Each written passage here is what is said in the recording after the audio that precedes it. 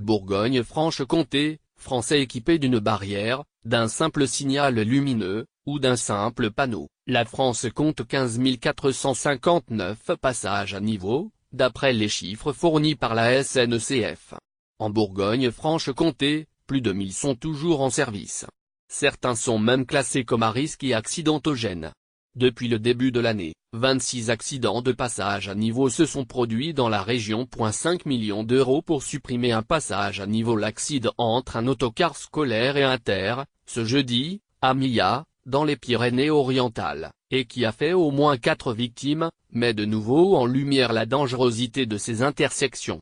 5 passages à niveau doivent faire l'objet de chantiers prioritaires dans la région. Brétigny, en Côte-d'Or, Autun en Saône-et-Loire, Tracy-sur-Loire dans la Nièvre, Coulanges et Jonches dans l'Yonne. Le sujet de la suppression pure et simple des passages à niveau divise. D'un côté, les syndicats et les cheminots y sont favorables. Ça serait l'idéal, confirme un syndiqué en Côte-d'Or. Ça réduirait les risques sur les voies. Il faut savoir que les accidents de passage à niveau sont la deuxième cause de mortalité en France. Certains conducteurs de train avouent même leur angoisse lors de ces croisements.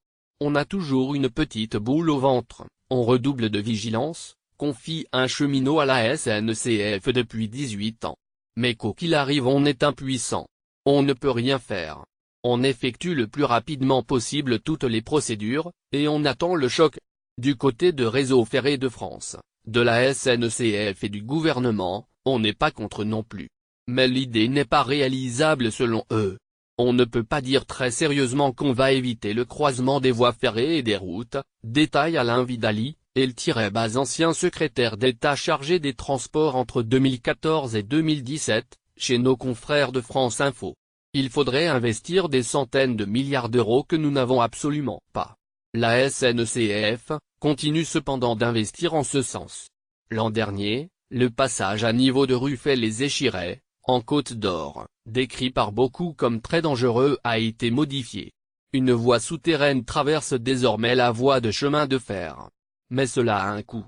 D'après plusieurs sources, la suppression d'un passage à niveau est estimée à environ 5 millions d'euros. En Bourgogne-Franche-Comté, cette décision, si elle est généralisée, pourrait coûter jusqu'à 5 milliards d'euros. Des solutions envisageables à court terme? L'accident de Millat pourrait faire avoir des effets dans les semaines à venir. En fonction des résultats de l'enquête menée par la SNCF, la direction pourrait décider d'abaisser la vitesse de tous les trains aux abords de passage à niveau. C'est la solution la plus facile à mettre en œuvre immédiatement, déclare un syndicaliste. Pour le moment, on ne peut pas se prononcer. La vitesse sera-t-elle abaissée? La mesure sera-t-elle généralisée dans toute la France? Combien de temps cela durera-t-il? Nous n'avons pas de réponse pour le moment. Mais une réduction de la vitesse pourrait faciliter le freinage des rames en cas d'obstacle.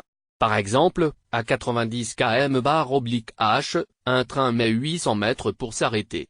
Contacté par France Bleu Bourgogne, Réseau Ferré de France n'a pas souhaité s'exprimer. Une dernière hypothèse est avancée.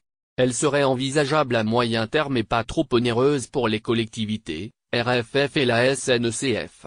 Il s'agit d'équiper tous les passages à niveau de feux de signalisation et barres obliques ou des barrières de sécurité. Aujourd'hui ce n'est pas forcément le cas.